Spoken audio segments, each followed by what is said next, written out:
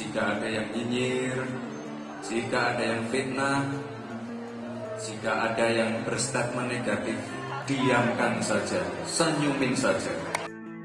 Diragukan oleh Dr. Tifa dan Roy Suryo soal keaslian ijazah S1-nya, Gibran Raka Buming Raka kemudian membawa bukti saat menemui wartawan di Balai Kota Solo Senin 20 November 2023. Biar cepat selesai, ijazah kalau palsu harusnya dipermasalahkan dari awal waktu pendaftaran, ujarnya.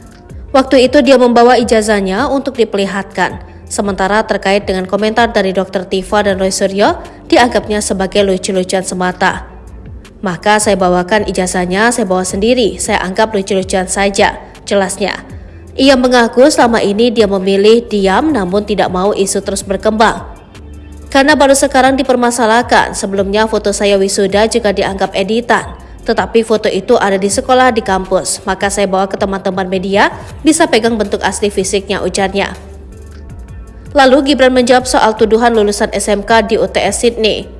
Lah, kenapa lulusan SMK juga bagus, sertifikat ada dan saya pikir sudahlah, ini sudah saya tunjukkan. Jangan dibahas lagi, saya anggap ibunya lucu, sama bapak satunya juga lucu, oke sudah ya, ujarnya. Berikut riwayat pendidikan Gibran. Gibran disebutkan menempuh pendidikan di SD Negeri 16 di Bangkubumen Kidul lalu melanjutkan ke SMP Negeri 1 Surakarta. Selepas menyelesaikan pendidikan sekolah menengah pertama di Surakarta, Gibran melanjutkan pendidikan setingkat sekolah menengah atas di sekolah unggul di Orchid Park Secondary di Singapura. Dia belajar berbagai mata pelajaran seperti matematika, fisika, kimia, biologi, bahasa Inggris, bahasa Mandarin, sejarah, geografi, dan seni. Juga aktif di ekstrakurikuler seperti olahraga, musik, dan teater. Dia lulus dari Orchid Park Secondary School pada tahun 2005.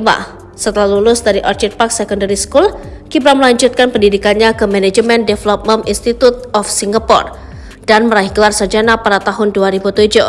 Selanjutnya, Gibran juga sekolah di program Insert di University of Technology Sydney, Australia, jurusan Manajemen Bisnis Internasional dengan spesialisasi dalam manajemen sumber daya manusia hingga lulus pada tahun 2010. Pendidikan Gibran di Australia inilah yang dianggap oleh Dr. Tifa hanya setara D1 atau kursus. Sementara Roy Suryo pun sempat mengomentari soal ijazah Gibran.